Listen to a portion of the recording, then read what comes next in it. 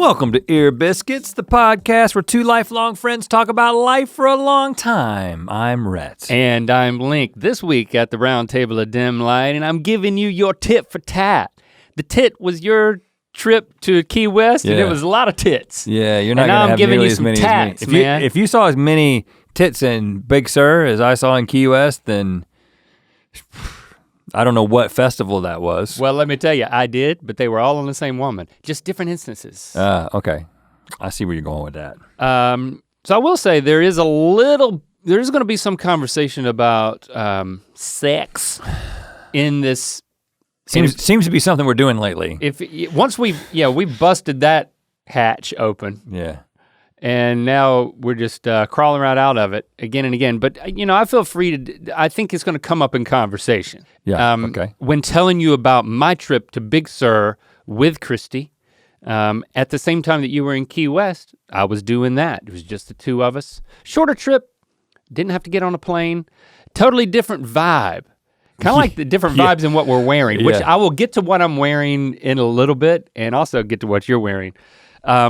But yeah, I'm gonna talk about that, and then I think towards the end of this conversation, by way of recommendation, I'm gonna talk about sex in a different way that's not related to my own experience, but some things that I've learned through a series that I watched that I wanna talk to you about. So I'm gonna save some time for that. So it's kind of a side A and a side B to this conversation that I envision happening. But that's a little bit of a warning. If you've had enough of sex talk from Rhett and Link, who has? Then just who would say that? Go to something else. Or once we start getting into that, you can skip away to something else. I have a little sex update, I guess you could call it, that I have to get into. Well, okay, we'll go right for it now. Like a errors and omissions situation. Okay, from last episode? I teased last week's episode about getting shot with a wiener gun. From a golf cart, yeah. Yeah, and I never told the story, because there's no story. It was just I was walking down the street and there was a woman with a giant penis water gun. Now and when she you was say just giant, shooting. You talking about it was like a shotgun? No, I'm saying it was shaped like a wiener? I'm saying, when I say giant, I mean giant as if it were an actual penis. It would be like, that's a big penis, but not like a super soaker, which would be like, no one's got that penis. And if they do, they're like in a record book somewhere. It's just more like, that's a special record book. That's a big penis, but it's not, it's just it's a water gun. I don't think Guinness is in the business of measuring peni. Not anymore, yeah, sadly. She squirted me. She squirted everyone. I mean, she was just having the time of her life. Was it water? Yeah. I mean, it didn't go in my mouth, but it didn't smell weird.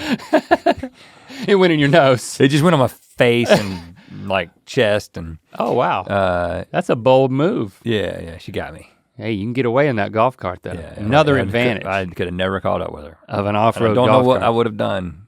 Grabbed her gun?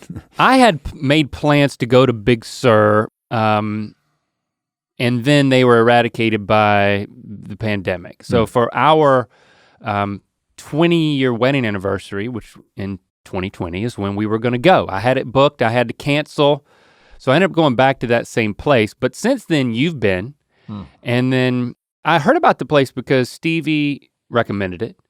And I started looking into it. It's called Glen Oaks. They took a motor lodge that's been in Big Sur for a long time, and they revamped that, but you can't even really see that. I never actually saw that part of it. And then they also have cabins, like individual or like 2 cabins put together, and so you can rent out one of those. This is a very much a glamping experience. It's like the best of both worlds. I was very much looking forward to it. By the time I rebooked, I didn't get the cabin that I wanted. When you're driving up through Big Sur, there's basically just Highway 1. There's nothing, man. And you're going up there, and there's so many screensavers of Big Sur that you didn't even know. And there's the Bixby Bridge, which was built in 1936, this huge, beautiful, arching, under-arched bridge that when you drive across it, you might not appreciate how amazing it is until you look back. It's right on the coast. It's that one if you watch, is it Big Little Lies? Is in the intro. I haven't watched that. Christy watched that without me. It's good. It's good, especially the bridge part. Oh, really? Every episode. She only told me about the wiener part. There was Skarsgård. There was an erect wiener walking around. I think it was probably a prosthetic. I think that's how they do it these days. So when you're driving up, you're right on the coast, and so much of the coast is just these. I know you went, and I know you talked about it on Ear Biscuits, and I don't want to rehash everything, but it just bears repeating how beautiful. Maybe the most beautiful place on earth. Central coast of California. I've never been to the northern coast of California yet. And I kind of thought I was in Northern California until I looked at the map. There's a lot of very California. Much central. You know, there's a whole part of California, the Lost Coast, where the train is too crazy. They couldn't even get a road to like hug the coast. That you can get there by like certain roads. Yeah, but our friend Nick went up there. I got to get up there. That whole, that's a completely different world. Hardly any people up there. So when you're going, you're right on the edge of these cliffs, and you can look down and just see the waves crashing against the rugged coastline of California. There's a few places where it turns into very rugged beaches, and there's a handful of state parks along in the Big Sur area. But when you really drive to Glen Oaks, and I think you went to Ventana, or I can't remember what it was called. No, I went to the. You can't even remember? Oh, it's like the best place I've ever stayed, and it's just completely the Post Ranch. Post Ranch. Those are like real. That's not glamping. That's like resort stuff, which is very cool, and I want to do that. But too. it's individual cabins, though. Oh, yeah, it's not a resort. It's just resort prices. It's exorbitant, but like we stayed in a treehouse that was just. Oh yeah, you stayed in a treehouse. It was just an individual. See, I do remember this this now. Yeah. These cabins are on the ground, but when I'd driven through Big Sur a couple of times, and I began to really appreciate the topography of. At a certain point, you leave the coast and you veer in to the redwoods that are all growing in there. And there's this huge ravine, huge valley, and you can no longer see the ocean, and then you're kind of going down there into the bottom, and the Big Sur River comes through there. Is it the Carmel Valley? No. I don't know that it has a name. It's Big Sur proper, like at that particular place where these cabins are. On the right side of the road, when you're going north, was where you check in, and the cabin that Christy and I ended up staying in. But the cabin I wanted and that are the most coveted are the ones across the street, and then you walk down to where the river is gently flowing through there. And there's cabins all around it, and it's nothing but redwood groves, very rustic cabins. So I want to go back, and I definitely did some reconnaissance. There's an opportunity for like you and Jesse to come with us. Maybe we can bring some other friends, because there's some other places to stay at Glen Oaks that can accommodate more people that look totally isolated and absolutely amazing. At the same place, just different parts of the same place. Yeah, but the cabin we stayed in was on the other side, but it was still an amazing glamping experience. So you got this king bed, and then you've got a little kitchenette. You've got this fireplace in the room that's very cute and nice and glampy. And then they've got a bathroom with heated floors. Oh yeah. You got those heated tiles. Well, it gets cool up there, man. Yeah, it can get really cold. It's nice to be able to walk barefoot and then sit down on your throne. And there was a 2-person shower, two separate shower heads. Shower pressure and heat was very great. They really put a lot of their shower attention. pressure note. I mean, these things really matter when you're talking about glamping. The difference between camping and glamping. Shower pressure is important. Heat, shower pressure, and I didn't know it, but heated floors in the bathroom. But it's not a Motel 6. I mean, you're gonna get, if they don't get hot water, first of all, Motel 6 is gonna give you hot water too. But you don't know about the pressure. And you also don't know about the mattress. The mattress could have been a little bit better. The sheets could have been a little bit better, but I'm spoiled. The sheets This is my review. could have been better? We got some sheets at home that are like just t-shirt. They're so soft. And these have been like Clorox to death, which makes us feel good. So Christy and I are having this conversation and we're not complaining because it's like, well, you know they're clean because they're hard? They're a little hard. Huh. And they feel like they've been bleached to death. Hmm. What I'm really trying to say is you got the environment of camping, but it's glamorous in there. Oh yeah. I was very much looking forward to staying for 3 nights so that I could get 2 full days of just Christy and I just hanging out, just being together. Like there are trails that you can go on around there, but we were like, we're not gonna do that. This is just about us no hiking. Hanging out. We're not doing the hiking thing. Christy had some sort of, and she might develop a reputation. The first time she's on this podcast, one of the first things she says is, I have diarrhea. So leading up to this trip, she had diarrhea. But she had, well, you didn't have to. She had gotten it under, well, it plays into what happened. Okay. So yeah, I do have to say it. All right. And with her permission. But she is developing a reputation as the diarrhea woman. She had gotten it under control. It kind of subsided in the 2 days leading up to our trip. And then we're driving the 5.5-hour drive to Big Sur. And we stop at Pismo Beach. You remember in 2008 for the Great American Road Trip, we were World's largest clam. We were trying to make a song called The World's Largest Song, which is basically just footage of us in front of the world's largest tourist trap stuff. Which we drove way out of our way to go to Pismo Beach. The Pez Museum was also there though, wasn't it? That was outside of San Francisco in Burlingame. Same trip. Burlingame, and then, matter of fact, there's a place north of there called Castroville that has the world's largest artichoke. You remember going there? Yeah. I remember we did our Thursday night Rhett and Link cast live from the RV with very sketchy, internet. Yeah. From the parking lot of the world's largest artichoke, which is basically just like a paper mache / concrete artichoke edifice on the side of a diner. Which also the world's largest clam is also just a concrete thing. I mean, these are not that says welcome to Pismo Beach. So I'm like, Christy, I've been here. And so then it was lunchtime, so we stopped. We found a highly rated place right on the beach. We were able to like watch the surf, and we ate this like lobster crab roll. And then we get back in the car and Christy's like, I'm not feeling good. I think some urgency is returning. Oh wow. And I need some more medicine. So we're like going to get some anti-diarrheal medicine. And trip really started off with a bang. This is great. I mean, cause you think about, all right, we're gonna get to this, she was okay, but there was like rumblings. Right. You know, when you're on that road trip and you get the rumbles, that's a little disconcerting. And I mean, I'm assuming that you guys are, I mean, you've actually talked about this, but like, and we're the same way. It's like when you're on vacation and you're married with children, you get to the hotel room and it's first thing you want to do is take a liquid shit. No, yeah, right, it's not. Exactly, you want to get it on. Right. You want to break in that cabin.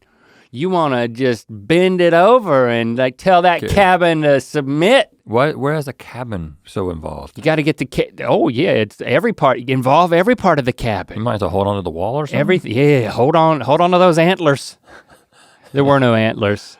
I mean, we do get there. By the time we got there, she's like texting the doctor's office because she had read this thing about like how raw onions. There was a salmonella outbreak. A salmonella outbreak. Nationwide, like 37 states. And she was pretty convinced that that's what was happening.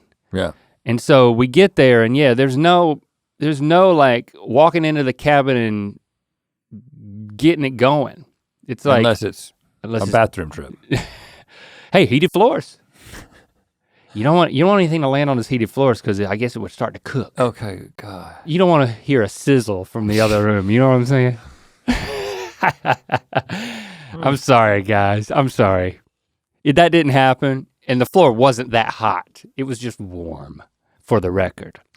But we finally get there, and I had, after we left there, and she was feeling bad and she's like on the phone with the doctor and trying to like troubleshoot this salmonella stuff if that's what's been going on with her. I'm like, grab that cold brew out of the back because we're not gonna stop for me to have the coffee that I need at 3 o'clock in the afternoon. And I just drank I pulled over on the side of the road. I drank a cold brew while Christy sat in the car and took an anti-nausea pill because then that was happening on these like curvy PCH roads. Cause the thing I didn't know about that area is there's nothing to stop at. I mean, there's pull off so you can like look at scenery, and that's the beauty of Big Sur. Oh, this is a little town. Oh, is there a restaurant here? Is there a place that we can get a cup of coffee? Like, you'll go very long stretches with nothing. Nothing. It's pristine, but you don't really you got to bring this stuff with you. I didn't want her vomiting from being car sick as well as everything else we established. So I gave her 20 minutes in sitting in the car that's a rough road. While I downed my cold brew. And then a couple hours later, by the time we get there, I'm like, man, I'm feeling bad too. I'm feeling like super wired, like I drank way too much cold brew and I felt absolutely horrible. Like my head was spinning, I hadn't eaten anything. Like I was also a little car sick, she was sick. You guys aren't even gonna be able to make it. This is a great start to our Big Sur trip. You specialize in good starts to trips though. I'm telling you, man. Yeah. The doctor called in just out of safety, called in antibiotic, but we had to drive another hour and a half north, now in the dark, to Carmel. We had to drive all the way to Carmel. Yeah. In order to find the nearest pharmacy, Rite Aid, CVS, whatever it was. Yeah. So she goes up there and like she gets her anti-diarrheal stuff and she gets her prescription medications, and I'm like plopping down a couple of enemas. I'm like, we've got opposite problems here. Good Lord. Cold brew doesn't clean me out. When I travel, I can't get anything going. So we're like bookends on a sad bookshelf here. I mean, this is our first night. This is, just so you know, I mean, this is probably how every vacation is gonna start 20 years from now, but you're just getting an early start to it. I bought 4 of those enemas and I'm just gonna have to carry them with me like a gunslinger from now on. It's like, I gotta get holsters for these things every time I travel. Oh. I mean, you say that I'm What about the fiber? Routine oriented, like it doesn't help. My smoothie in the morning, I don't take my smoothie stuff when I went on vacation. I'm gonna eat like the breakfast burritos and whatnot. You know what? I actually thought about this recently. I think it's legitimately good to if you eat the same thing every single morning, to take a break from it on vacation. Don't try to. I kind of thought that too. Don't try to bring your smoothie situation. First of all, bringing your smoothie situation on vacation would be annoying to everyone who was with you. But also, I think only one person. Well, your wife would be very annoyed. But legitimately, I think you should take a break from the same ingredients over and over again every single day. It can be a little bit of a shock to a system, but I think it is a good practice. Yeah, it's nothing that shoving a needle nose squish bottle up your rectum. Yeah, you just and squeezing won't fix. Yeah. I'm sorry this is such a visceral start to the episode. Yeah. I don't think it's gonna get better, but it is gonna get sexier. I could talk about glitter boobs. Yeah, Seen a lot of those in my day. We could go back there. It does get better, but first let's promote some stuff. Okay, all right. You got a nice looking shirt there. Yeah, you know about our new, it's called Psych. venture. Psych. Again, this is something that we're doing, but it's not typical mythical Rhett and Link thing. It's something that the company is doing that kind of lives on its own. It's the, what is it? Now you see it, now you don't. Made you look, that's what the slogan is. Made you look. But you know, like back in the day, Psych, every single thing sold on the Psych website got a little bit of some little curveball going. Case in point, tell them about this while I hold it in front of my face. That is the mushroom pizza shirt, and the reason it's actually mushroom pizza is because if you go outside and the sunlight hits that bad boy, it will turn into a pristine slice of mushroom pizza. But it's just mushrooms if it's inside. And of course, this is just one of the Psych shirts that I had never seen anything like this. We got horizontal stripes and then we got vertical stripes. There's lots of things over there.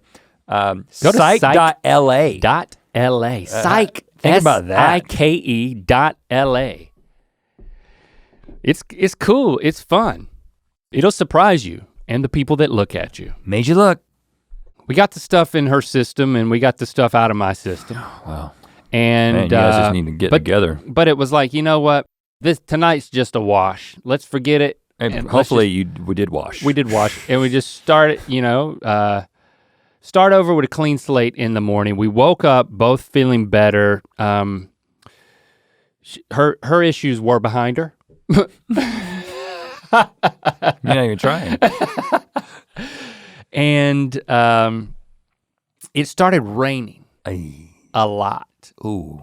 Like it wasn't like a hurricane or anything. But there was like, but it was a lot of rain. The most rain in the shortest period of time that Northern California has ever seen. Well, yeah, in the Central Coast, they called it like a bomb storm. Like the word bomb was part of it. Yeah, I can't remember what it was, but yeah, it was nuts. And so we got out, we got some coffee across the street with our umbrellas. We come back to the room and we got this nice cabin. We got nothing to do but each other. Mm. And so it was actually perfect. We were, that's what we did, each other. And with nowhere else to go, with nowhere else to be, a lot of times when you go on a vacation, there's things you wanna do, there's things you wanna tick off the checklist. There's people that you're gonna hang out with that maybe you're traveling with, like your brother and sister-in-law. Yeah. Like without any of that, and with no kids around, it was like a glorious focus on just the two of us. And it was better than a puzzle for sure. And let me tell you, the rain made it an amazing experience. Did you go outside? The Judds have a song, Rockin' to the Rhythm of the Rain. Oh yeah, the Judds. That's a good song. The Judds will get me going anytime. We didn't play the Judds, but I did think about it as we were rocking to the rhythm of the rain. We didn't go outside to make love in the rain. To make love in the rain. We stayed in this amazing cabin. And then we were like, you know what? Let's just lay here and listen to the rain. I was playing some music at a certain point that was like ambient sounds that complemented the rain, but I just killed that noise.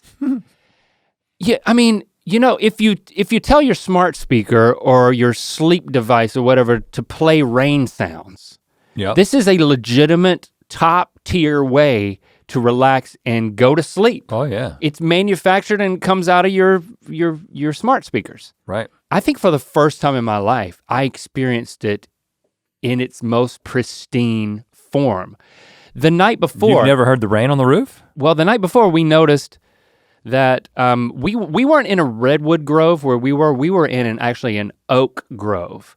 And acorns would fall and hit the roof of our cabin and scare the shit out of us because of the problems we were having that first night. No, because it was just so loud. Mm. And I thought someone was like somebody was walking on the roof. It was one acorn foot at a time. You had to get used to it. But then when you replace that with rain, it was a literal sound bath. And it was an amazing experience just to lay there, and it was so meditative. To have that thing that you can pull up on a YouTube video so that you can study or fall asleep, to experience that in its most natural form. I had never experienced a legitimate rain on a hot serenade. It was a highlight of my life. Now, especially sexing in the rain. Now, man. That was amazing. I know how you tend to get enthusiastic about things like this. Because I make a decision to drink in life in those moments and say, you know what? It doesn't get any better than this. Other things are gonna be, and this is me talking. Well, no, that's what I'm saying. So I'm trying to figure out. It doesn't get any better than this. Things have gotten this good, but nothing is going to get better than this. Well, no, yeah. You make a decision to do it, but you also make a decision to say that you're doing it and to try to get everybody else to do it too. So I'm just saying, was Christy like, I'm? Oh, she was with me. She's shaking her head at you. She was with me. It was really magical. I think she's taking up the reins too. No one wants to be like, hey, listen, you need to just, I get it. This is awesome, but I don't need you to tell me that it's awesome. I do understand that. And I wasn't doing it forever. We literally just laid there and listened to the rain.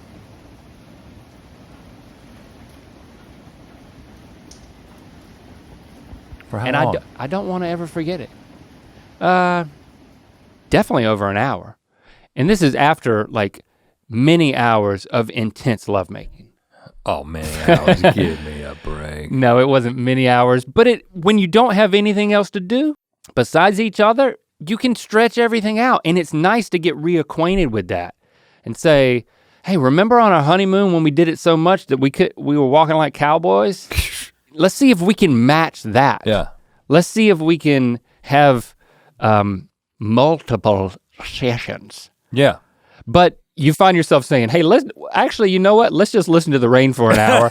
It might take me that long to re-up. After that first session, the perspective changes. The rain cleared up by mid-afternoon, and we went back to the place that you guys had recommended that we had been before called Nepenthe, or it's right on the coast. Yeah. It's like there's a bookstore and a restaurant, and you sit on the back of the restaurant, and you just look at Beautiful view. Look at the ocean. It's absolutely amazing. We saw an amazing sunset, and we were like talking to the waiter, like making friends, laughing louder than anybody else there.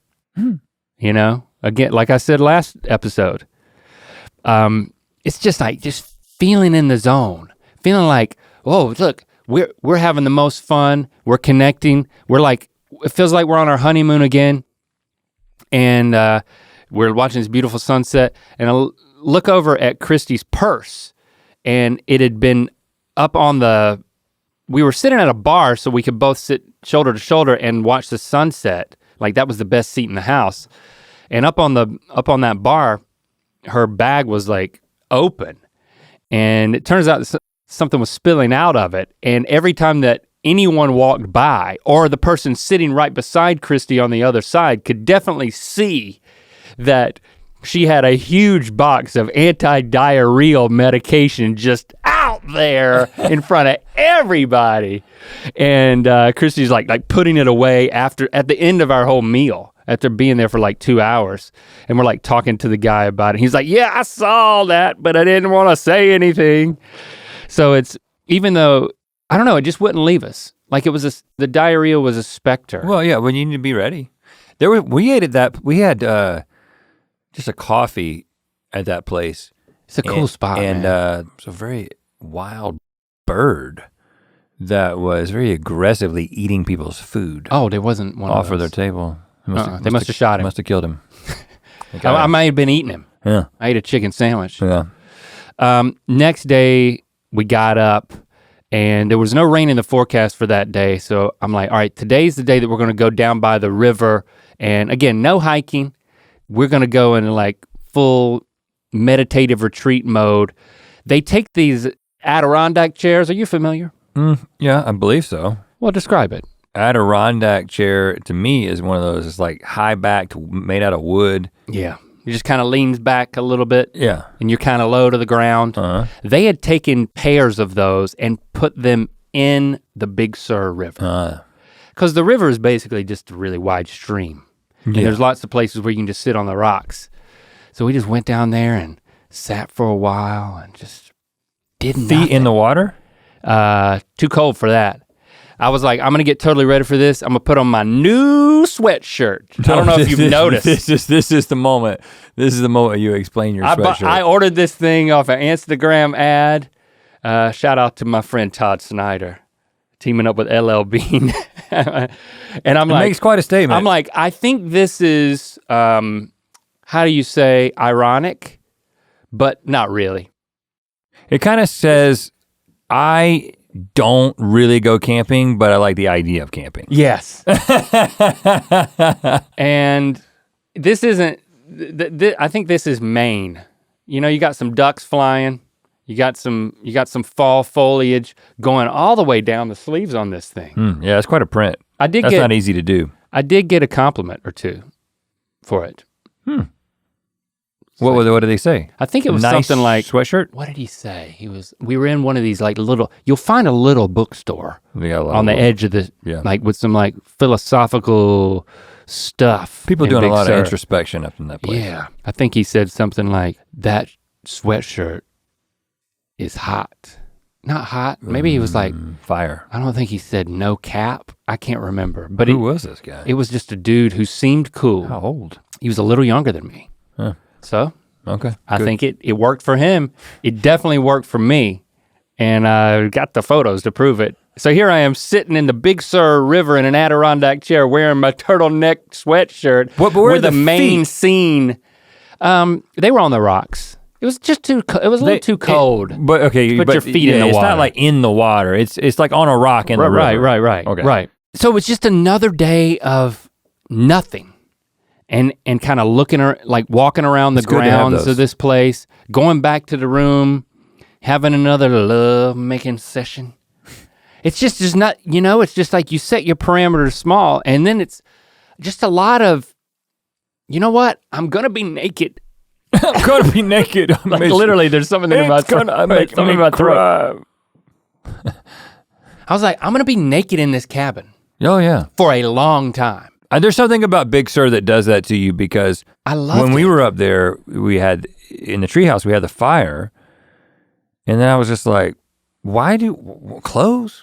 Why? Yes. And that's why when you're talking about the glitter boobs and stuff, it's like, I was much more open to that story and like putting a tube sock on my package. It's one thing to be in a cabin, another thing to be on Duval Street in Key West. I know, but maybe it's a slippery slope. Not for me. I think my feet are firmly gripping the I love being naked. And I realized that there's a freedom in that like, something we were watching that I'll talk to you about kind of informed this mindset. So again, I'll get to that, but the experience was, you know what? This is my body. These are our bodies and we're into each other and we're not into clothes. Yeah, and who needs them? And we brought our own blanket because we brought our favorite blanket. So, a little blanket is nice, but like, there's just something magical about being together and just saying, you know what? We need not clothing. It just felt edifying. It felt like, okay, I'm comfortable, I'm accepted. We know each other. We can do this. Because it's not the type of thing that you normally do. I don't walk around my house naked. Well, no, you got children. Right. But I do anticipate, now first of all. I definitely do too. I do walk around my house naked. If I am naked and I need to get something from downstairs, and I'm like, I don't want to put on anything. I'm gonna go down and I got two boys and so, but it isn't a regular thing, but I do anticipate when the kids move out that it will become a normal thing. I like that idea for me in my house. Why not? And then there's a pool and I'll jump into that pool naked at the right time. Yeah. If the right people aren't looking out the windows or the neighbors aren't home or something. There's a couple of vantage points from other yards, I think, from my pool, but. It was everything I hoped it would be. It's not that there's that much to report. It's just, and I think that's the point, is that I had this idea, and again, I'll have ideas of how I want things to go, but it started off really rough, and I didn't let it get to me. And even in day 2, when things cleared up and I'm wearing the sweatshirt and we're out in the river or we're back just being in our nakedness, did everything go exactly how I had written in the novel in my mind? Of course not. And Christy knows this about me, and so there's certain points where she can see the eyebrows crinkle a little bit, or she can hear a little intonation in something I'm saying, and she can graciously redirect me to let go of my expectations and enjoy what we have and what we're doing. And so that happened at a couple of points. But overall, it was just such a beautiful experience of us just being together with very little agenda and very little clothes. Did you, it was something I noticed that is unusual, and I noted it, and Jesse noted it, was how quickly I adjusted to vacation, which is not an easy thing for me to do. Now we worked, we don't typically travel in October unless it's for work. And so putting something in the middle of October, which just the way that the year is stacked, it tends to be our busiest time. And what happens when we travel is it isn't like anything, we do less, it's just we do more and it gets pushed on either side of the trip. And it's just the schedule gets really packed on each side of the trip. And we were working, when I got home on the Wednesday night before leaving on a Thursday morning, I was so worn out. And there's so many things kind of going on in my mind and things that I could latch onto and worry about at any given time. But something like when I got off the plane, I kind of made this decision. I was like, I'm not gonna worry about anything work related. I'm not gonna think about the stuff that I could be doing.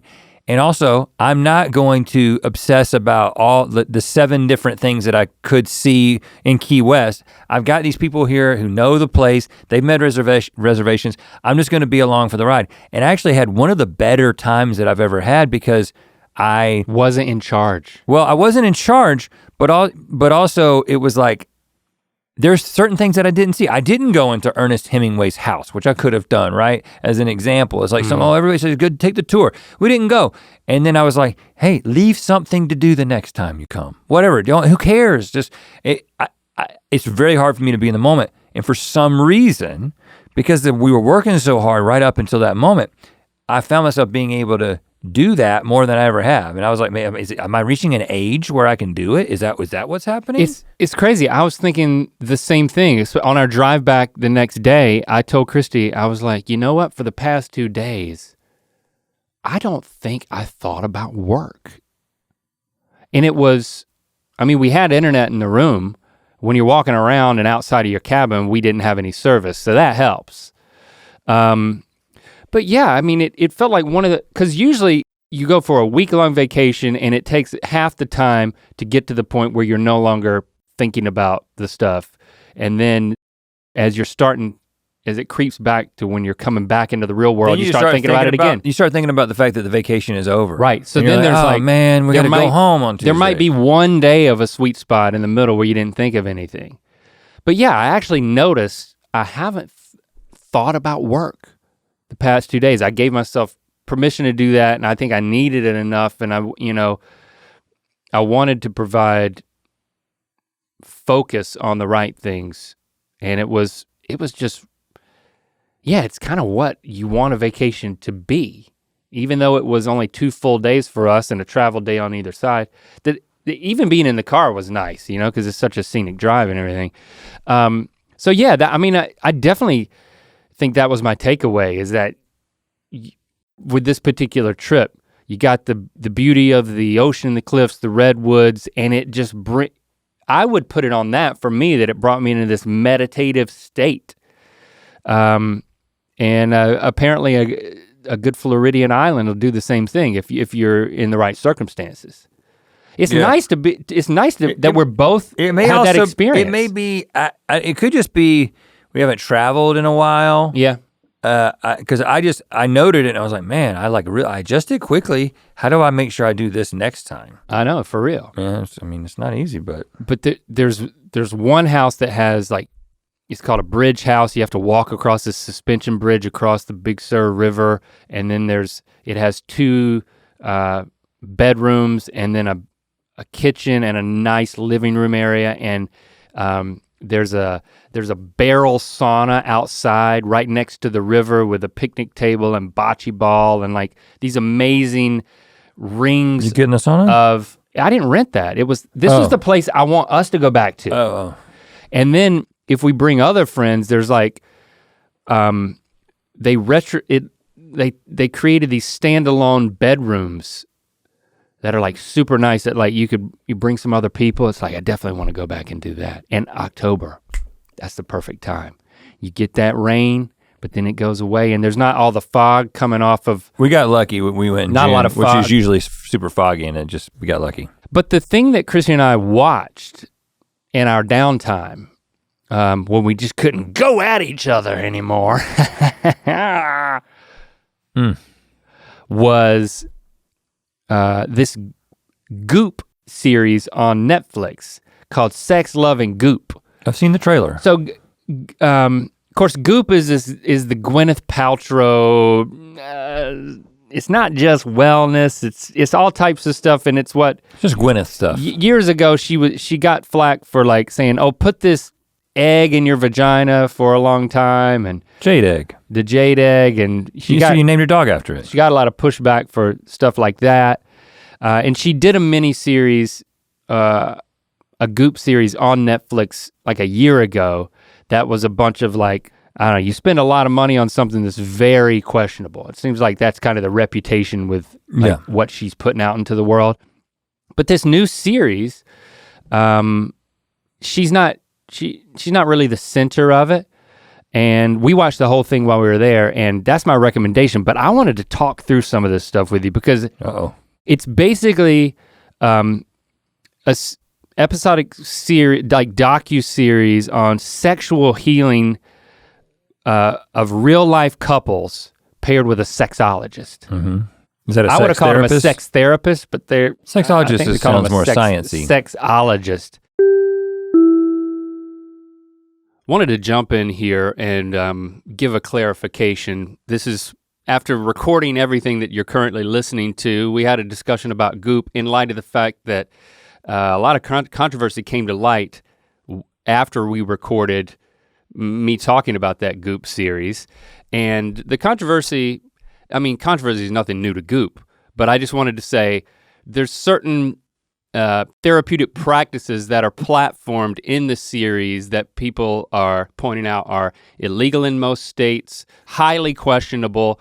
The one that I know about specifically is not one that I'm telling you about in this episode. Right. But in general, I just wanted to say, I'm not endorsing any of these practices. I don't know enough to do that. And I hope you know enough to like use your own judgment. I'm basically just saying this was a fascinating show to watch and be exposed to. And it just got me thinking about some things that I'm not saying are entirely right or even entirely legal because I don't know.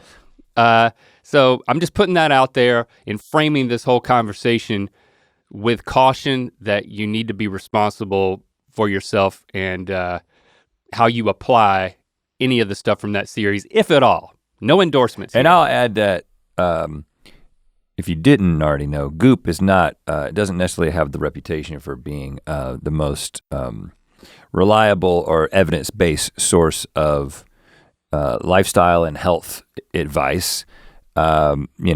There's a number of things that have come up in the past few years, but we are entertained by the way that they go about things.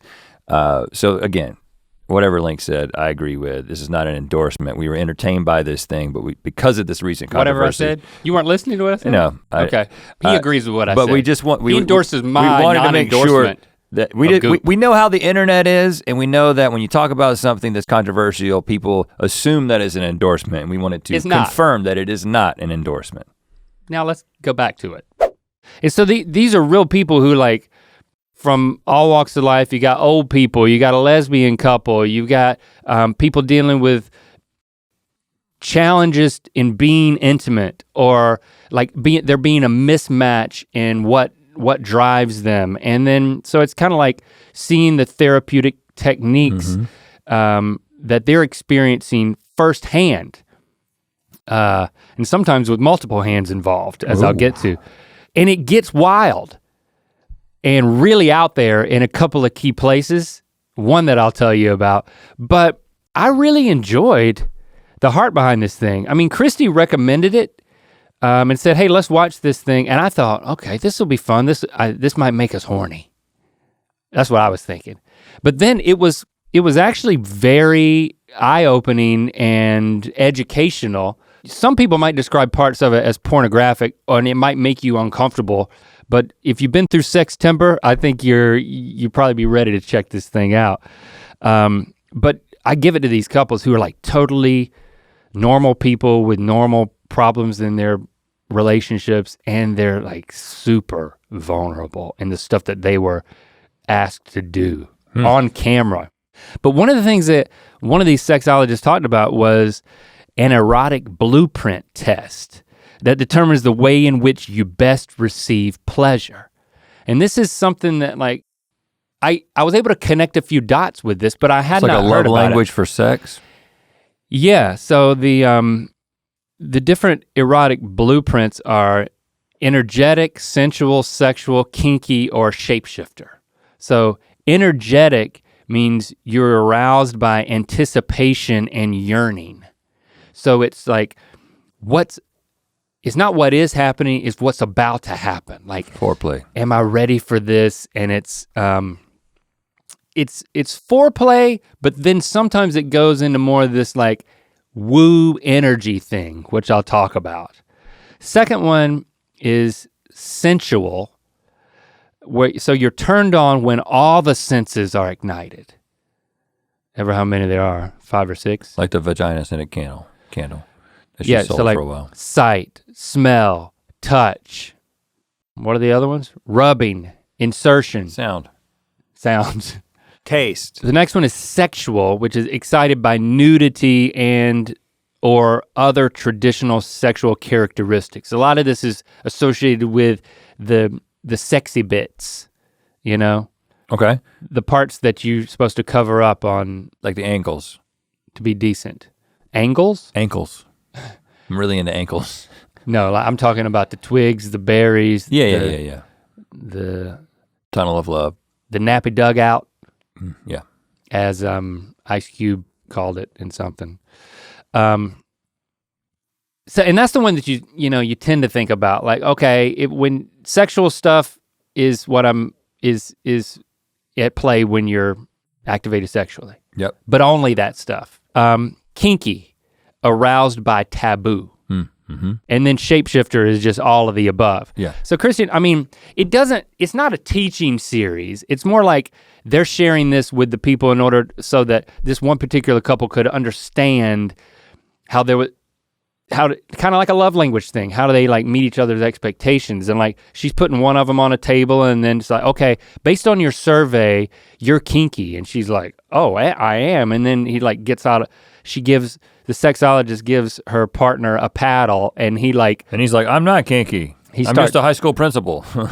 He was, his eyebrows are going up all the time as he's like trying to like figure out how hard does she like to be spanked with this paddle. Right. And then there's like the whips and like the thing, like the big thing with the chains hanging from it. And it's like, well, you don't whip the person with this, you just slowly drape it on them and drape it on her crotch. And then you have the weight of these chains. Just the feeling of chains. Is, I think she was like sensual and kinky, if I remember correctly.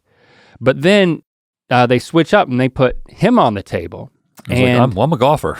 and he wasn't like that, but like, I mean, they gave him like Wolverine claws to like start scratching down her body and like a very, no blood was drawn. Right, yeah.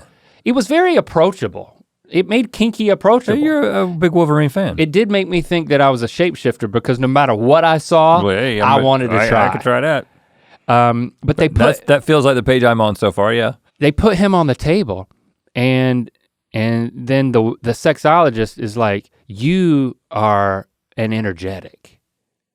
And then they started like talking about like, put your hands over the person. Do you feel the energy? And I'm like, okay, here we go. I don't believe in any of this shit. But then he started being touched in a way that the dude had what is called an energetic orgasm. He came in his pants without being touched. He had I don't know if he ejaculated in his britches. Well, that's an orgasm. But his whole body was shaking. He was like, he started crying. Huh. It was wild. It really was wild. And I didn't know this was a thing. And then they're like, okay, yeah, this is what you are and this is what. What happened though? Just hand placement without touching? Honestly, I can't remember all the specifics of what they did to him. Maybe it was because nothing was vibrating, like under the table that we couldn't see. Nothing that I saw. You'll have to watch it for yourself if you want to really, I can't remember the specifics of what they did. It was more about the result and him knowing that this was his sexual love language, his erotic blueprint. But then the sexologist is like, now you get off, now let me show you where you can go with this, basically. Since this is a way that you're able to get off and you guys can learn that from each other. Go stand next to a transformer? just sit here and watch me. And then the sexologist lays down on the table fully clothed. Uh-oh. And she's like, I'd like to introduce you to my business and life partner. And this middle-aged bald dude comes out and he looks like he's got like a golf shirt on. I don't remember what he had on. What was his name? I don't remember like Raymond or something like that. It was, but he looked like an evil Bond villain. He had I wouldn't say that his head was bulbous, but it was bald, and all of his facial features were kind of concentrated on the lower half of his face. It's better that way. So it was kind of that like. way you can see, smell, and taste things that are all at the same time. And he had a smirk, but he didn't really talk. And then all of a sudden, he starts putting his hands over his partner, and he never, ever touched her. It's like David Copperfield. And it was kind of like this super villain magician type thing, and he had one hand.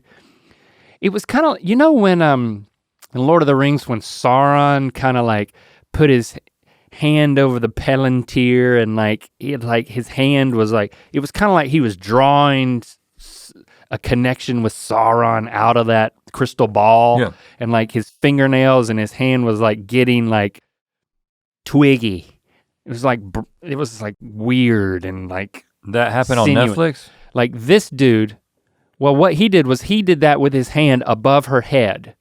And then she got her eyes closed? Kind of over her crotch. Uh-oh, puppeteer. And he looked like he was pulling on strings like a freaking puppeteer. And then she is just going crazy.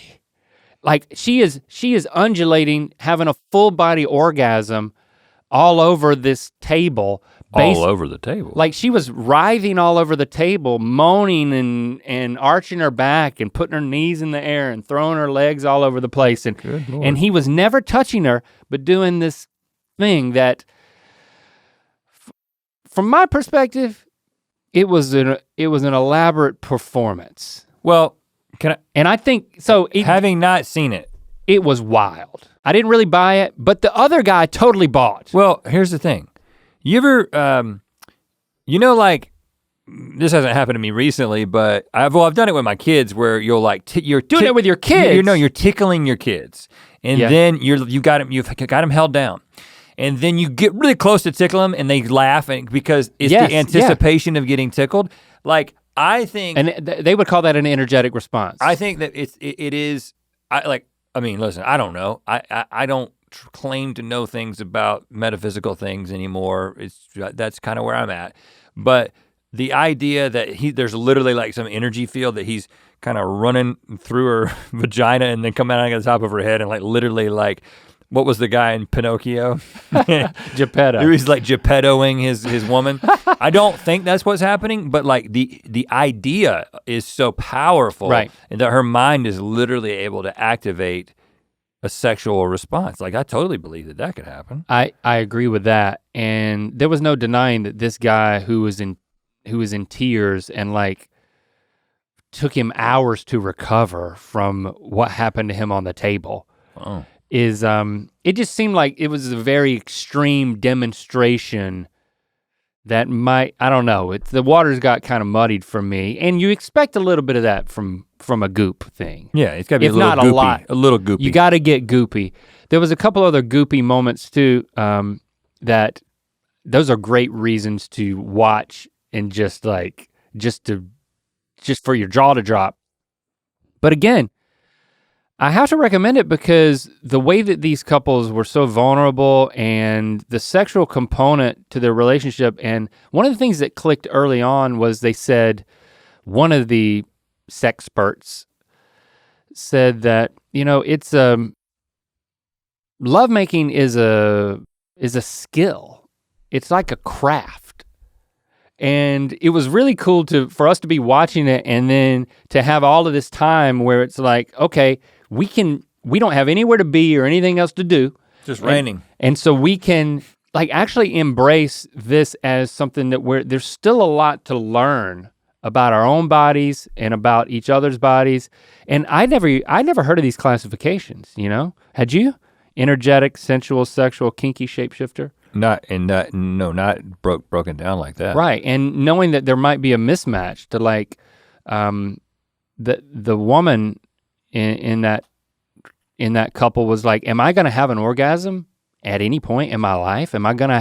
She said, am I gonna have an orgasm before I have a baby? Because I think they were thinking about trying to have kids, but like she kind of wanted to check that box, you know, and as she should. But I was blown away by the vulnerability and just how, because I haven't read a lot of those books, which I'm sure you could get some of this stuff from. It was a cool introduction to it, and it had some sensational parts that really popped that made it a lot of fun to watch. We're gonna bring sexologists in for Sextember 2022. Maybe. Right. I mean, I'll lay down. I couldn't fit on this table right here. I mean, would you lay down? I had to bring in a different table. For a Netflix. My head would go out that side, my feet would be out this side. Like, I mean, a lot of these people, wouldn't. they would be like, I'm gonna do this on Netflix. Like they would say that as part of it. Well, they're getting paid. I mean, probably a pretty significant amount. You know, it was very cool. What I will say, it's interesting. We had very different trips, but there are parallels even in this area. And I think that this is typical of vacations for me and Jesse and you and Christy, as you've described. Mm-hmm. But, I actually wasn't with Jesse the entire week leading up because she went to North Carolina at the beginning of the week and was kind of hanging out with her family there, and then went down to the Keys on Wednesday. So I'm flying down on Thursday night. So we haven't seen each other for like 4 days. Oh, that's a good technique. Send her early. Well, she sent herself, had some business to take care of in North Carolina. And, I got in at like 6:30. So they're all ready to go out for dinner, right? And so like, Chris picks me up, but Jesse's there, and like she like steps out of the car and she's like in her little black dress and her all made up in her heels, and she didn't drive up on a bike. No, she did not. And I'm like, okay, well, what time is dinner? You know what I'm saying? Because we have a little bit of time. Let's go to the hotel room. And I mean, it was very intense. And that's a great way to start. Meet on the vacation. Don't I'm not travel saying there together. we had sex at the airport. I'm saying we waited till we got back to the hotel room. And then there's always this thing, kind of what you were getting at before, which is like sometimes in a relationship, if there's like pre-dinner sex, sometimes you're less motivated after dinner, right? You're kind of like, oh, you don't need. Well, no, we followed up dinner and then proceeded to. I mean, it was like reset. You hit a reset button. And then at it dinner. was like it became a thing. It was like this is going to happen multiple times a day the whole time that we're together. And of course, the whole dynamic that we talked about during Sextember, where you have to kind of get yourself into a place where you're willing to not care about people hearing you and people in the room next to you hearing you and that kind of thing. But we got there very quickly and kind of maintained that.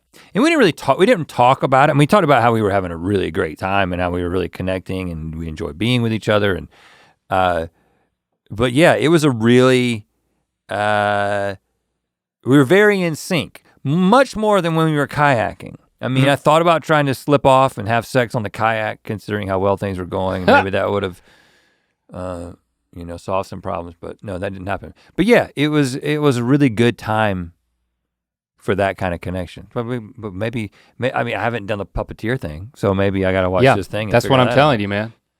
So that's my recommendation, actually, for this one, is the Goop, Sex, Love, and Goop. And I've told you what you're signing up for. If you're not into that, you shouldn't watch it. And it's like, yeah, there's some eye-rolly parts to it, but it's like, I'll just take it with a grain of salt. It's like, you don't have to agree with everything in order to get something out of it. That's how I feel. Well, that's one of the things I most enjoy about sort of my post-evangelical life. Yeah. As an evangelical Christian, there was there was always this, I was in a very defensive and protective mode with every single thing that I enjoyed, every single thing that I watched, every single conversation that I was in. You're kind of always on guard for, first of all, if you're with people, is this an opportunity to witness to them?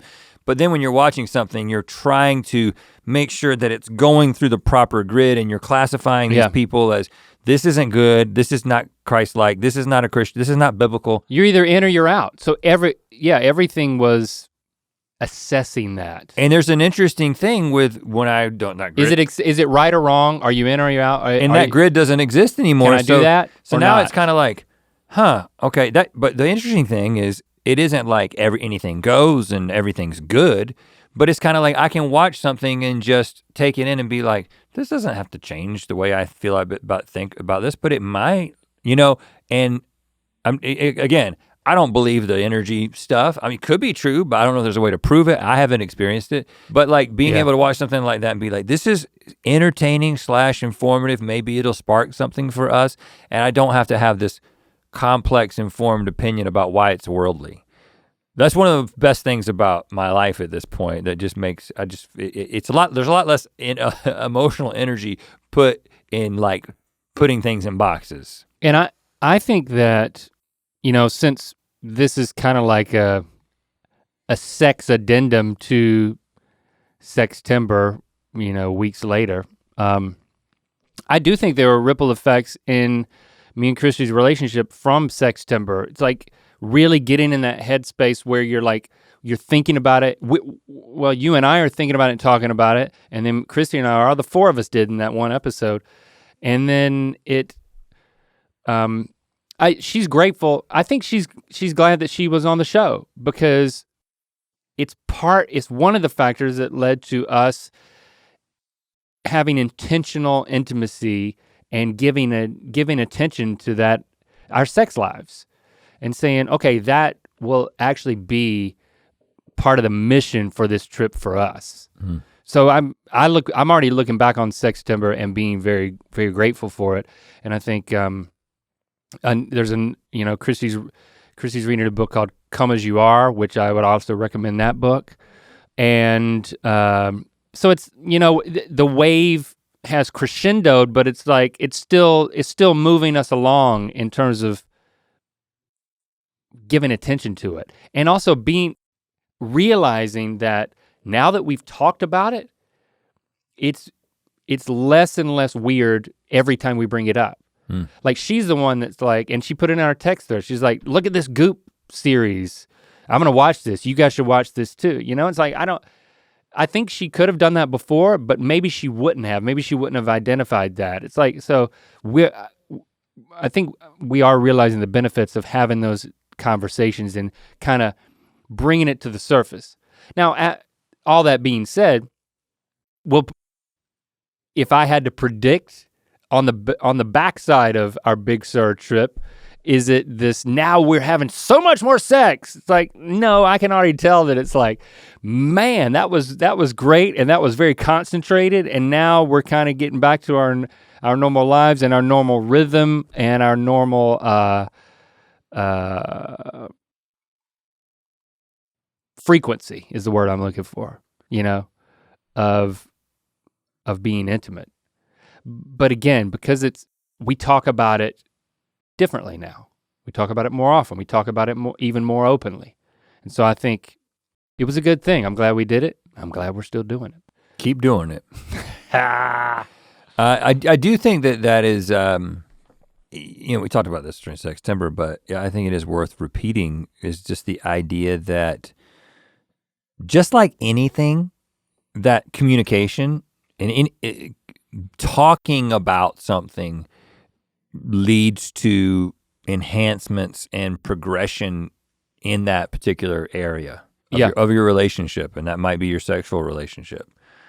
Because I do think there's a tendency for, I'm not a very routine oriented person, but that doesn't really matter, because there is a tendency, you kind of get into things that are comfortable, and I'm just talking about in relationships in general, right? If there's like, okay, well, this thing about you annoys me, or I feel hurt in this way, but I just don't know how to talk about it. I don't know how to bring it up. And so years will pass.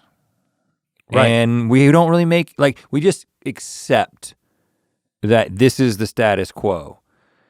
And I don't know, my impression is that there's many couples and relationships where there's issues like that relate to their sexual lives where it's like, hey, we looked up and 15 years had passed and we haven't had a meaningful sexual connection. Not because we don't want to, but because there's something, maybe we're on a different page when it comes to the stuff, the way that it was broken down or whatever. And that's the thing that I loved about that series is that these were not people that was like, were celebrating how great their sex lives are. It's like, these are people with real challenges and deeply rooted, in certain case studies, issues that go to the core of who they are as individuals and what they're bringing to the relationship. And they put all that out there. And I think it's, I'm extremely grateful for the experiences that Christy and I have, and I know you are with you and Jesse, like things are going so well. And that was one of the concerns that I had with Sextember was like, I just feel like we celebrate how much we have to be thankful for and that we can build on, knowing that there's so many people who, like as you're getting at right now, it's like they're in a different place because of different reasons that aren't their fault necessarily, or most likely. And it takes work and sometimes help to get through that. And so I applaud those people, and I think those are great examples to kind of round out something that we're not able to talk about when it's. Well, I mean, it's just the intention, the decision to go on that show, which who knows what the casting process is or whatever. But you don't have to go on a Netflix show, but it might take, hey, like, let's actually go see a sex therapist as a couple. Like, this is uncomfortable, but what about the next 10 years? Like, it's anything. When you need to talk to somebody about anything, that breaking through that initial conversation, it's just so much easier to not have it. It's just so much easier to just have the neck tomorrow be just like today. So, back burner it or no burner it. But I mean, so when I was talking about like enjoying being naked and like embracing that, it was informed by messages in that show and just saying, you know what? So I got to a point with Christy and I was like, I think I want to start an OnlyFans. Okay, all right. It's like, it can be both of us. You can be in charge of the camera. If you don't want to do it, you can be in charge of the camera. My face doesn't have to be on it. I don't know. I could be I could do an anonymous thing. I think I could be an exhibitionist. Okay. I doubt this is gonna actually happen. So does she.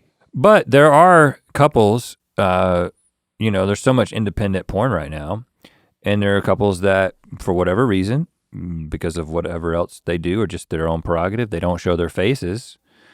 You're gonna have, the tattoo could be a problem. I mean, you have your wife's name, as I do, my wife's name, on our asses. So you have to put something over that, and then you've got the elvish tattoo that you have to do something with that. A lot of Band-Aid. And you can't say anything. You don't want to make any noises. I use an accent. You can, use a French accent. You're good at that. And I mean, it's a natural extension of what we do, right? Emphasis on the extension. No, I don't think I will ever do it. And I was messing with her, tongue in cheek, but I don't know.